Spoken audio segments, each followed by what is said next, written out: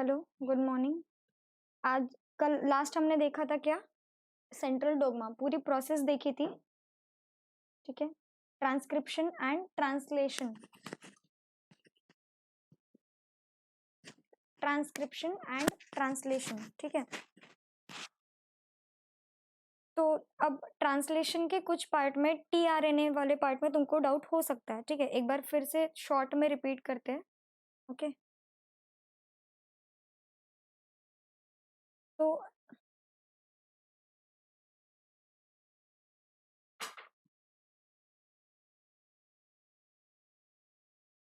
DNA to mRNA is transcription and mRNA to protein synthesis is translation, ठीक है। तो DNA to mRNA कैसा होता है? ये हमारा सेल है, उसके अंदर जो DNA है, ये बाहर में राइबोसोम्स है स्मॉल, यहाँ पे mRNA है। पहले ये अंदर जाएगा सेल न्यूक्लियस के अंदर, वहां से कोडिंग, सपोज ये DNA है डबल स्ट्रैंडेड, तो mRNA क्या करेगा, यहाँ से कोड, यहाँ से क्या करेगा, कोड ट्रांसफर करेगा।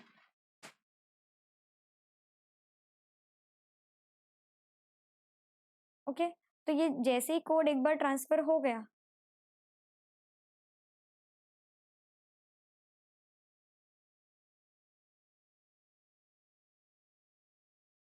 सपोज ये सीक्वेंस रहेगा यहाँ पे ATGC, जो भी पर्टिकुलर सीक्वेंस रहेगा यहाँ पे टैली हो जाएगा। देन वो रिटर्न आएगा न्यूक्लियस से बाहर, and it will give the sequence to rRNA।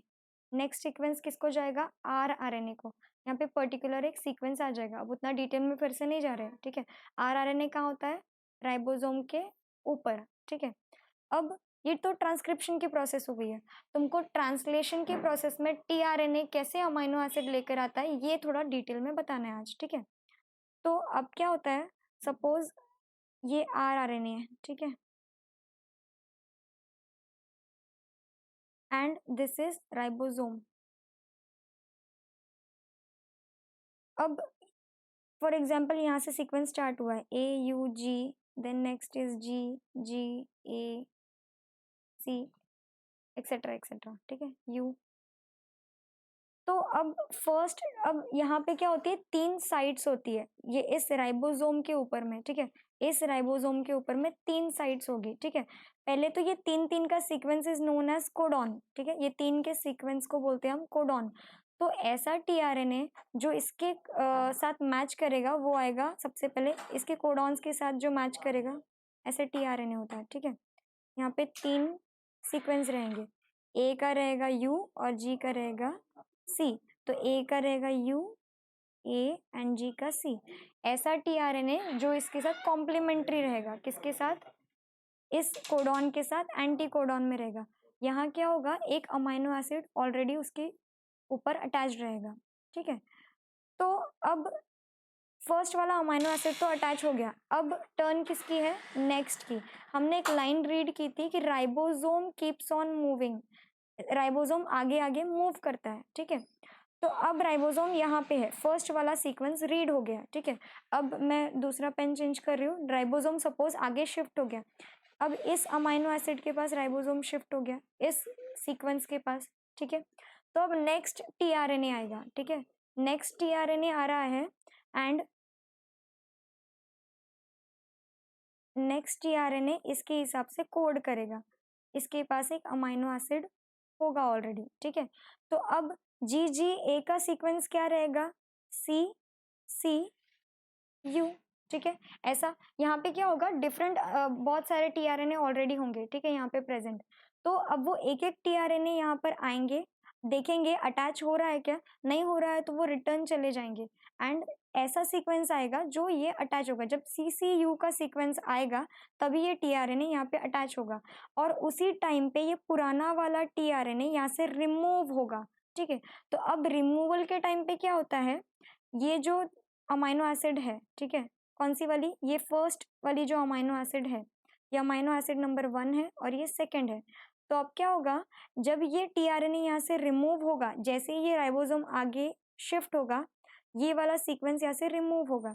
तो अब क्या होगा, यहाँ से ये ब्रेक हो जाएगा, इस पॉइंट से अमाइनो एसिड टीआरएनए से ब्रेक हो जाएगा और ये अमाइनो एसिड जाके इस वाले पे अटैच हो जाएगा। तो कैसे दिखेगा हमको,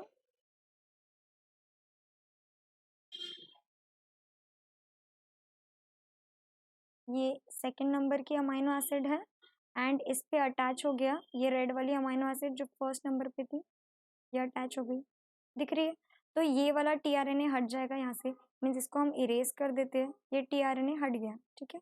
ये राइबोसोम भी आगे शिफ्ट हो गया, क्लियर हुआ।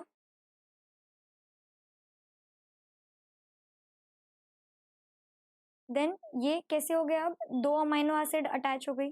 देन फिर आगे और राइबोसोम शिफ्ट होगा, ये राइबोसोम और आगे शिफ्ट होगा, तो फिर से हमारा क्या होगा, नेक्स्ट सीक्वेंस आएगा, यहाँ पे जो भी है, सपोज ए है तो यहाँ पे नेक्स्ट टीआरएनए आ जाएगा, ये राइबोसोम आगे शिफ्ट हो जाएगा, ठीक है। ड्रॉ नहीं कर रही हूँ, यहाँ पे नेक्स्ट टीआरएनए आएगा, ठीक है।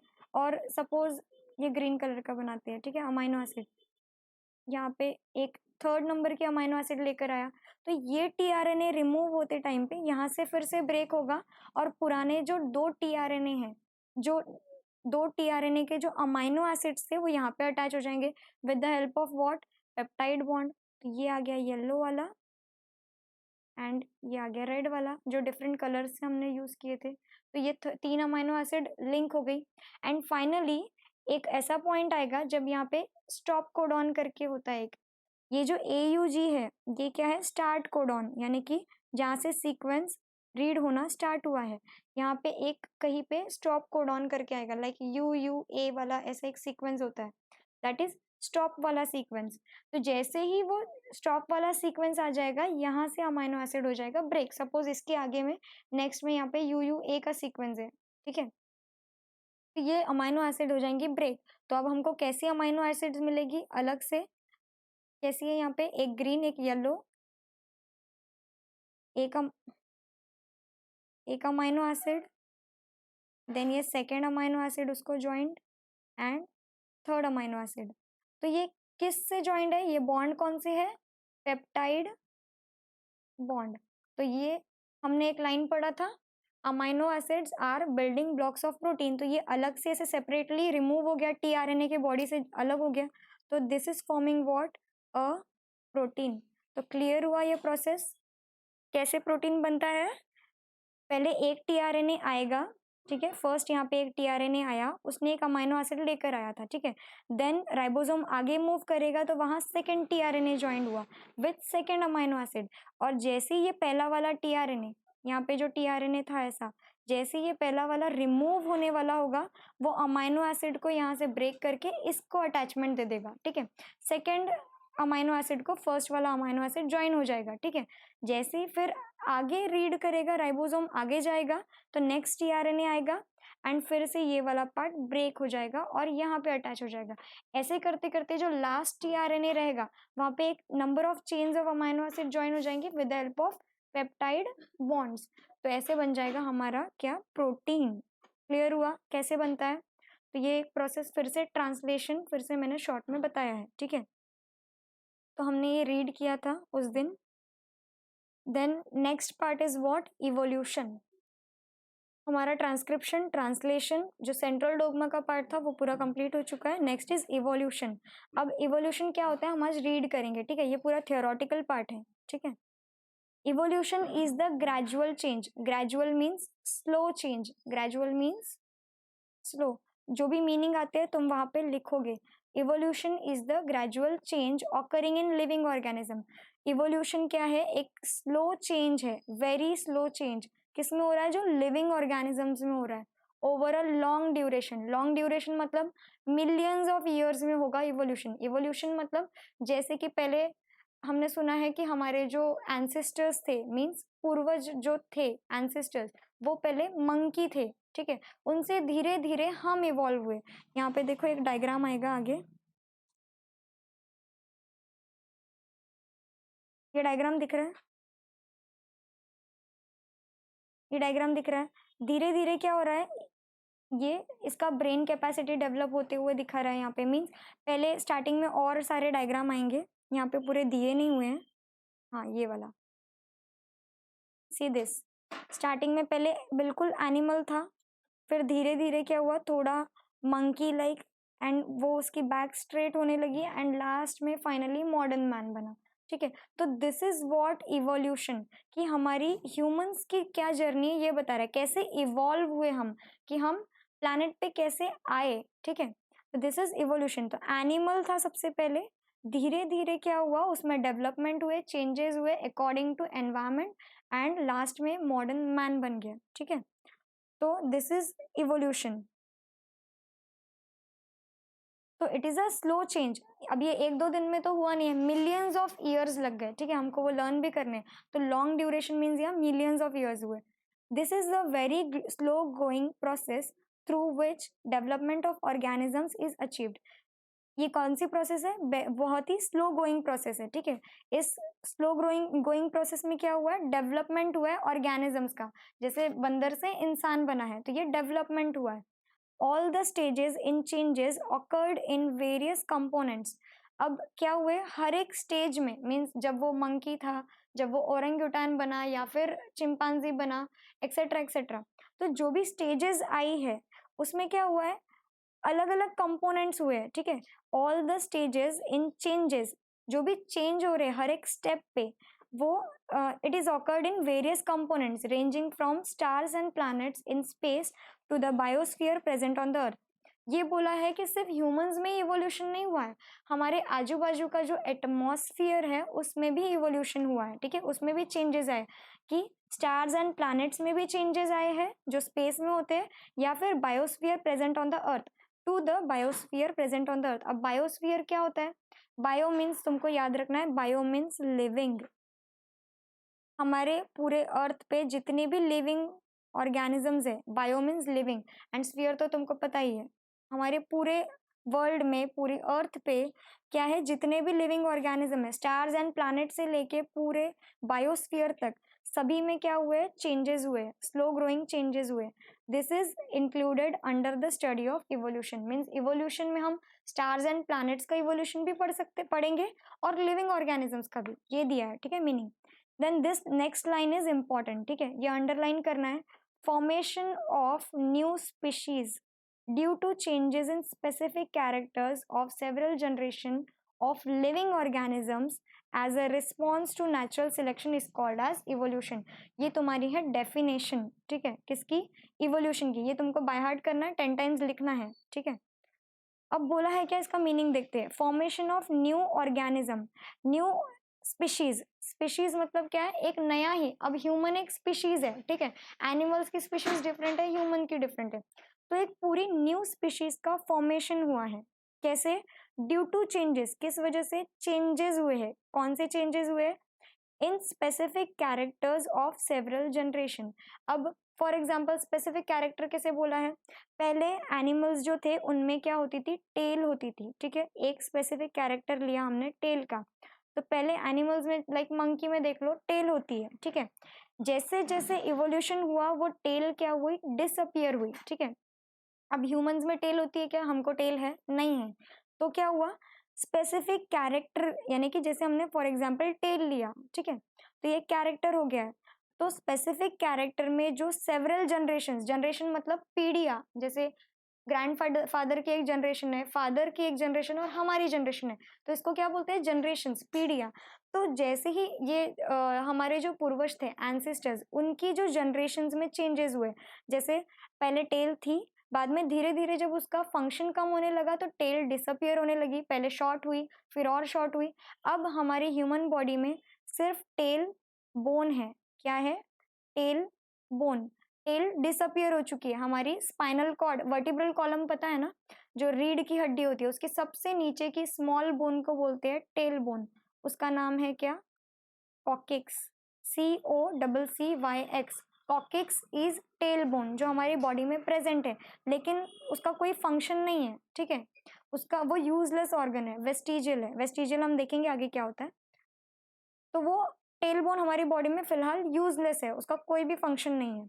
तो ये चेंजेस हुए हैं generation by generation of living organism, living organisms में हुआ है as a response to natural selection. अब इसका मीनिंग क्या है, किस वजह से चेंज हुआ है, नेचुरल सिलेक्शन बोला है। अब नेचुरल सिलेक्शन क्या होता है? एनवायरनमेंट के हिसाब से अपने आप को चेंज करना इज नेचुरल सिलेक्शन। पहले जब मंकीज थे या कोई भी एनिमल्स थे, उनको पेड़ पे रहते थे वो, ठीक है, कहाँ रहता था उनका शेल्टर? ट्रीज पे। तो उनको ट्रीज पे हैंग होने के लिए मंकीज को क्या जरूरत होती है? टेल की। बट धीरे धीरे वो ह्यूमन कैरेक्टर्स डेवलप करने लगा, फिर हम चलने लगे दो पैर से, ऑन फीट आ गए, हैंड्स हमारे दूसरे फंक्शंस हमने कर लिए हैंड से। तो अब क्या हो रहा है? टेल का फंक्शन डिसअपियर होता जा रहा है एंड हम वॉकिंग मोड पे आ रहे हैं, ठीक है। आर्बोरियल से, ट्रीज से हम आ रहे हैं, हम लाइक एयर से आ रहे हैं हम जमीन पे, ठीक है। तो अब टेल का फंक्शन डिसअपियर हो रहा है, तो अब जिस चीज का काम ही नहीं है, नेचर ने सिलेक्ट किया है, नेचुरल सिलेक्शन, कि हम जब ह्यूमंस आ गए जमीन पे, हम चलने लगे, तो अब टेल का काम नहीं है, तो अब उसको डिसअपियर होना है, ठीक है।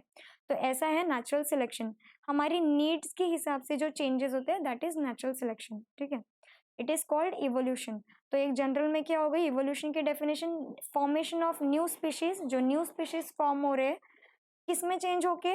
एक specific character, like for example हमने टेल लिया, तो एक स्पेसिफिक कैरेक्टर में चेंज हुआ है, generation by generation, several generation, मतलब बहुत सारी पीढ़ियों से जो चेंजेस होते आ रहे हैं, किसमें? Living organism in response to natural selection, यानी एनवायरमेंट के हिसाब से जो चेंजेस हुए, that is evolution. Got it? Then आगे दिया है, थोड़ी हिस्टोरिकल दिया है, हिस्ट्री पार्ट दिया है। 3.5 बिलियन ईयर्स अगो, कितने billion years ago? 3.5 billion years ago life had been non existent on earth, मतलब कि लाइफ, जो लिविंग ऑर्गेनिज्म है, वो अभी तक आए नहीं थे 3.5 बिलियन ईयर्स अगो, आज से लाइफ नॉन एग्जिस्टेंट थी अर्थ पे। नॉन एग्जिस्टेंट मतलब थी ही नहीं, ठीक है। At the beginning, beginning means starting में, there may have been only simple elements in the ocean on the earth. अब पहले क्या था? हमने बोला है कि वो, अब तुम आगे 11th स्टैंडर्ड में पढ़ोगे कि अर्थ पे वाटर कैसे आया, ओशन कैसे आया, ठीक है, अभी इतना डिटेल में नहीं है। तो अभी हम ऐसा अज्यूम करते हैं कि लाइफ नहीं आई है अब तक, लेकिन ओशन है अर्थ पे, ठीक है। तो सिंपल एलिमेंट्स थे, सिंपल एलिमेंट्स मीन्स जैसे कार्बन, नाइट्रोजन, ऑक्सीजन टाइप, ठीक है। And simple type of organic and inorganic compounds may have been formed from those. अब ऑर्गेनिक और इनऑर्गेनिक कंपाउंड क्या होते हैं? जिसमें कार्बन है और जिसमें कार्बन नहीं है, ठीक है। तुम इसका डिफरेंस ढूंढोगे कि ऑर्गेनिक मीन्स क्या होता है, इनऑर्गेनिक मीन्स क्या होता है, ठीक है।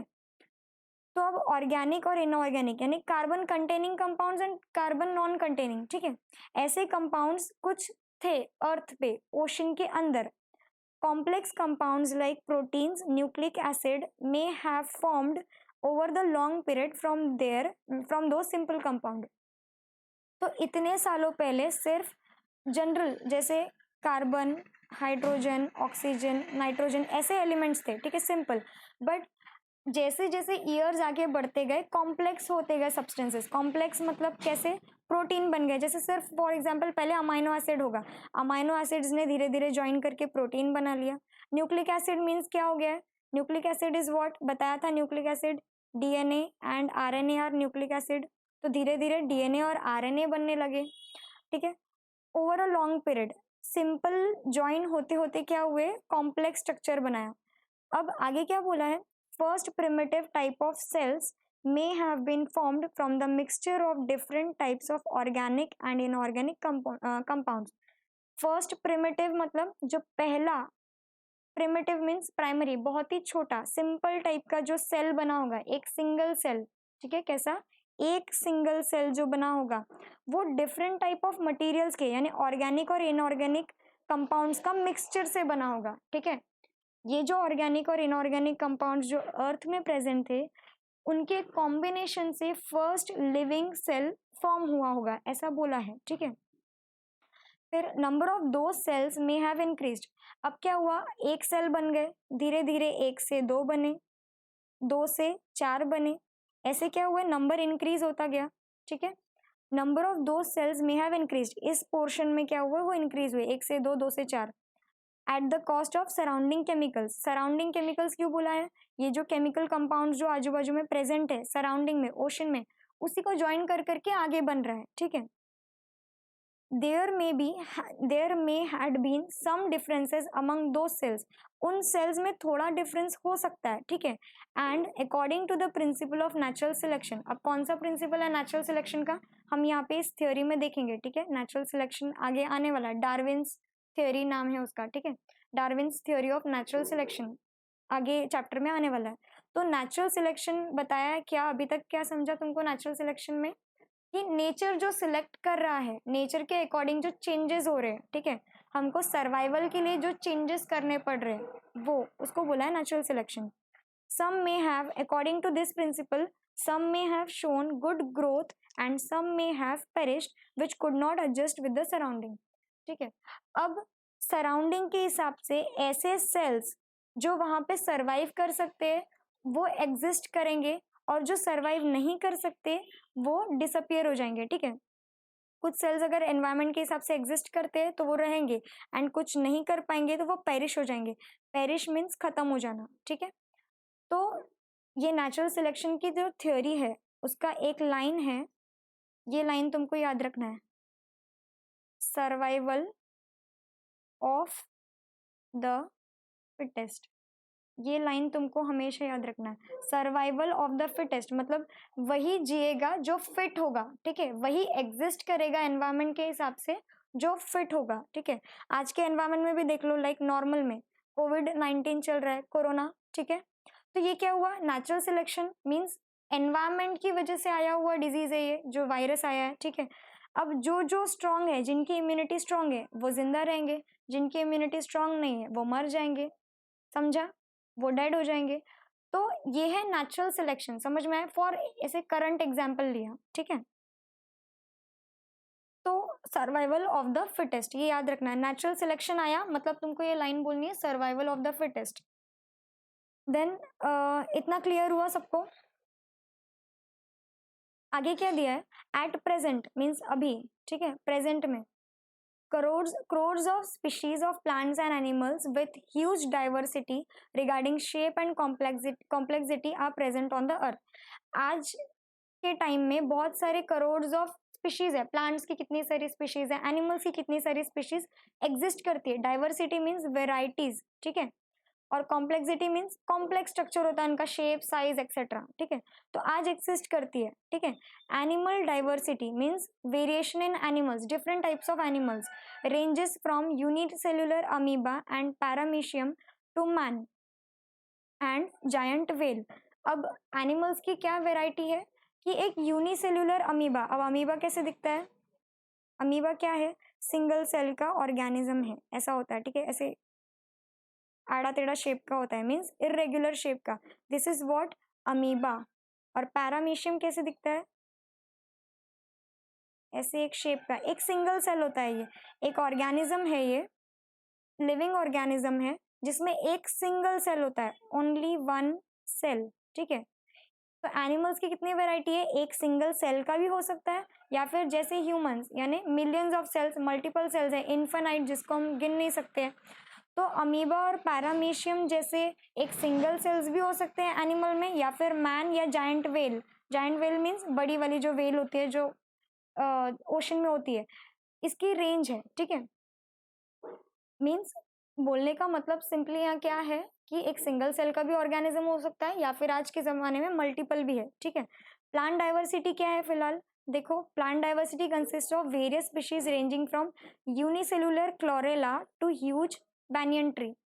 अब याद रखना ये बनियान ट्री नहीं है, बनियन नहीं बोलना है उसको, ये प्रोनाउंसिएशन गलत है, अब तक की सारी बैचेस यही बोलती थी, it is banyan tree. What, banyan tree, इसका प्रोनाउंसिएशन, हर वर्ड का प्रोनाउंसिएशन क्लियर लेना है, बैनियन ट्री।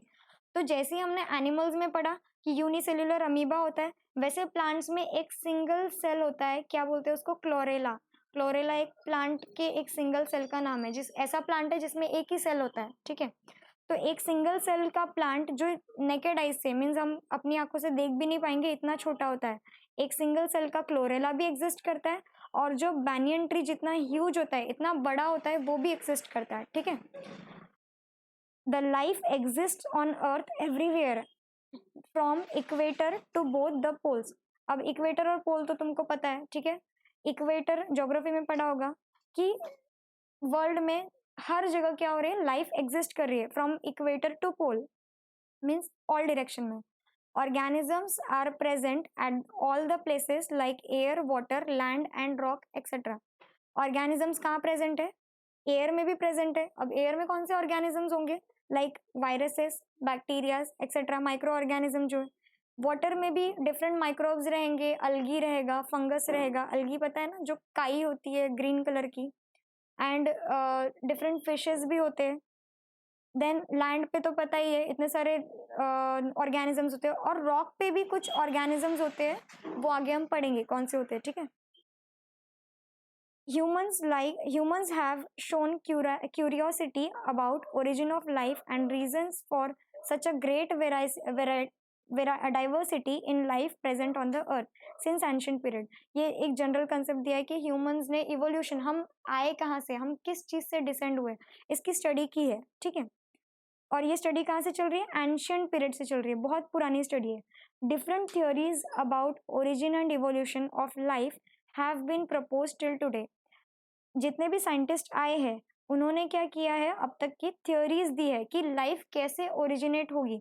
तो उसमें से एक जो थ्योरी है जो सबसे वाइडली एक्सेप्टेड है वो है gradual development of living organism. ये तुमको याद रखना है, एमसीक्यूज में आता है, इंपॉर्टेंट है, ठीक है। Gradual development of living organism, gradual means slow, development मतलब जो चेंजेस हो रहे हैं किसमें? लिविंग ऑर्गेनिज्म में। तो ये एक साइंटिस्ट ने दी हुई थ्योरी का नाम है ये, ठीक है। This is most widely accepted theory अब तक की, ठीक है, कि लाइफ धीरे धीरे इवॉल्व हुई है, ठीक है। अब ये थ्योरी क्या है? थ्योरी ऑफ इवोल्यूशन हम देखते हैं। अकॉर्डिंग टू थ्योरी मीन्स कौन सी थ्योरी है ये, हम इवॉल्व कैसे हुए हैं इस थ्योरी में दिया है। According to this theory first living material protoplasm has been formed in the ocean.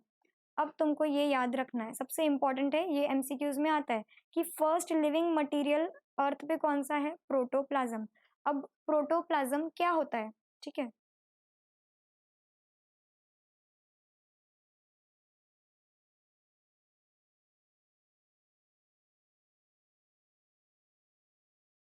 Okay, अब प्रोटोप्लाज्म क्या होता है? एक सेल देखा है तुमने, ये है सेल, ठीक है। This is nucleus. अब सेल का जो ये बैकग्राउंड मैट्रिक्स है, ये वाली पूरी, दिस इज व्हाट? साइटोप्लाज्म। और न्यूक्लियस के अंदर देखो, ये न्यूक्लियस है, ठीक है, दिस इज न्यूक्लियस। तो न्यूक्लियस के अंदर का जो स्पेस है जिसके अंदर डीएनए प्रेजेंट है, इस स्पेस को बोलेंगे हम क्या? न्यूक्लियोप्लाज्म। मींस साइटो सेल का जो बैकग्राउंड मैट्रिक्स है, ये वाली, ये पूरी बैकग्राउंड, एंड ये पूरी cytoplasm, and this is nucleoplasm. ये दो बोथ कंबाइनली हम इसको क्या बोलते हैं? प्रोटोप्लाज्म।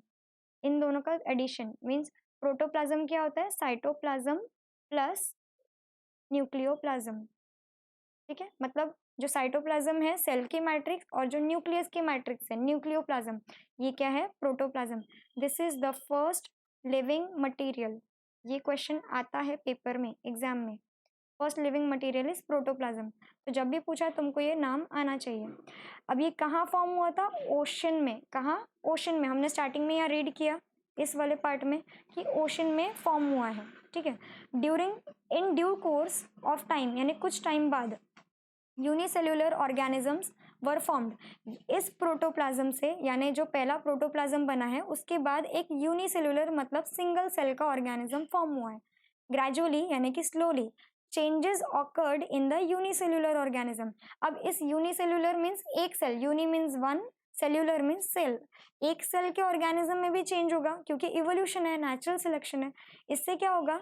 एक लार्ज और कॉम्प्लेक्स ऑर्गेनिज्म फॉर्म होगा। एक सेल से दो सेल वाला बनेगा, दो से शायद चार चार वाला बन जाएगा, धीरे धीरे करके एक छोटा ऑर्गेनिज्म बना, ठीक है। उससे फिर इवोल्यूशन होते होते ह्यूमन बना है, ठीक है। All those changes were slow and gradual. ये सारे चेंजेस कैसे थे? स्लो थे एंड ग्रेजुअल। एक दो दिन में या कोई साल भर में नहीं हुआ है, मिलियंस ऑफ ईयर्स में हुआ है। पहले प्रोटोप्लाज्म बना, देन धीरे धीरे वो यूनिसेल्युलर ऑर्गेनिज्म में कन्वर्ट हुआ, देन उसके बाद मल्टी सेल्युलर में, ऐसे करके ह्यूमन बना है। All those changes were slow and gradual. Duration of all these changes is at most 300 crore years, कितने करोड़ ईयर्स है? 300 करोड़, 3 भी नहीं 300, ठीक है। तो इतना इसका इवोल्यूशन हुआ है धीरे धीरे। Changes and development in living organisms had been all round and multi-dimensional and this led to evolution of different types of organism। अब क्या बोला है? जो चेंज हुआ है और जो डेवलपमेंट हुआ है, जिस चेंज की वजह से जो डेवलपमेंट हुआ है एक लिविंग ऑर्गेनिज्म में, प्रोटोप्लाज्म से यूनिसेल्युलर बना, यूनिसेल्युलर से मल्टीसेल्युलर, तो ये ऑल राउंड डायरेक्शन है, all round multi dimensional. Multi dimensional means हर एक डायमेंशन में चेंज हो रहा है या हर एक डायरेक्शन में चेंज हो रहा है। उनकी हैबिट्स होगी चेंज, उनकी फूड हैबिट्स चेंज होगी, उनका शेल्टर हैबिट्स चेंज होगी, सभी चीज़ें क्या होगी? धीरे धीरे चेंज। ये क्या है? सभी डायरेक्शन में चेंज हो रहा है और इसी की वजह से इवोल्यूशन हुआ है, ठीक है, डिफरेंट टाइप्स ऑफ ऑर्गेनिजम्स का। Hence this overall process is called as evolution. इस पूरी प्रोसेस को क्या बोला है? इवोल्यूशन। अब इवोल्यूशन की एक डेफिनेशन हमने ऊपर देखी थी एंड सेकेंड डेफिनेशन यहाँ आ रही है, progressive development of plants and animals from the ancestors having different structural and functional organisation is called evolution. तो ये दो डेफिनेशन तुमको लर्न करनी है। अब इसका मीनिंग क्या है? प्रोग्रेसिव डेवलपमेंट मीन्स जो धीरे धीरे जो प्रोग्रेस में हो रहा है काम, ठीक है, ऑल लाइक बहुत सारे मिलियंस ऑफ ईयर्स से जो डेवलपमेंट हो रहा है धीरे धीरे, किस में? प्लांट्स एंड एनिमल्स में, मीन्स लिविंग ऑर्गेनिजम्स में, both are living. From the ancestors means उनकी लास्ट जनरेशन से यानी पीढ़ियों से, having different structural and functional organisation. किस किस चीज़ में चेंज हो रहा है? स्ट्रक्चरल चेंज मीन्स उनकी बॉडी में, शेप में चेंज हो रहा है, और फंक्शन में भी, जैसे जैसे उनके ऑर्गन्स चेंज होंगे उनके फंक्शंस भी चेंज होंगे। तो this is called what? Evolution. तो अब तक की इवोल्यूशन की कितनी डेफिनेशंस हो गई? दो। एक ये वाली, तुमको ये 10 टाइम्स लिखनी है ये वाली डेफिनेशन एंड लर्न भी करनी है। एंड सेकेंड इवोल्यूशन की डेफिनेशन ये लास्ट लाइन, ये भी तुमको 10 टाइम्स लिखना है, ठीक है। आज का लेक्चर यही तक, ओके। आगे हम देखेंगे नेक्स्ट, आगे और थोड़ा इंटरेस्टिंग पार्ट है कि इवोल्यूशन के एविडेंसेस क्या है, मीन्स प्रूफ क्या है कि इवोल्यूशन हुआ है, ओके। इतना तुमको लर्न करना है, लिखना है, एंड जो भी नहीं समझ में आए तुम व्हाट्सएप पे बात कर सकते हो, ठीक है।